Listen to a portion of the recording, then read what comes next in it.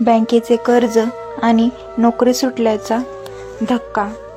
मुंबईत राहणाऱ्या एका मध्यमवर्गीय कुटुंबातील नितीन नावाचा भक्त आहे. नितीनने घरासाठी बँकेकडून मोठे कर्ज घेतले होते. अचानक मंदीमुळे त्याच्या खाजगी कंपनीतील नोकरी सुटली. बँकेची नोटीस सलग 3 महिने. घराचा हप्ता न भरल्यामुळे बँकेने जप्त करण्याची अंतिम नोटीस पाठवली. नितीनच्या हातात फक्त 2 दिवस उरले होते. घरात आई, वडील, पत्नी आणि लहान मुलगा होता. सर्वांचेच रडून हाल झाले होते. नितीनने आत्महत्येचा विचार देखील मनामध्ये आणला होता. अक्कलकोट मठातील ती गूढ भेट नितीनची आई परम स्वामी भक्त होती. तिने नितीनला शेवटचा मार्ग म्हणून जवळच्या स्वामी मठात जाऊन प्रार्थना करण्यास सांगितले. नितीन हताश होऊन मठात गेला आणि स्वामींच्या मूर्तीसमोर डोळे मिटून ढसाढसा रडला. नितीन मठाबाहेर कट्ट्यावर डोके धरून बसला असता एक फकीर किंवा साधारण वेशीतील वृद्ध माणूस त्याच्याजवळ आला.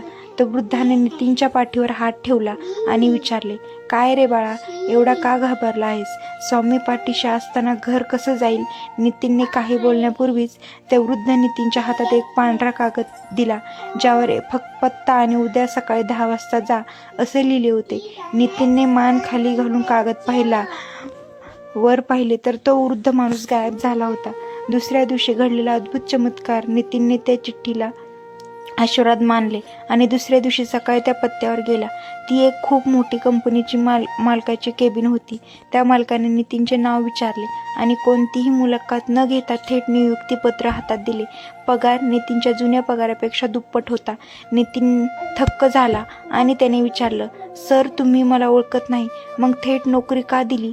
मालक म्हणाला, "काल रात्री माझ्या स्वप्नात अक्कलकोटचे स्वामी समर्थ आले होते. त्यांनी मला तुझा चेहरा दाखवला आणि आज तुला कामावर ठेवण्यास सांगितले.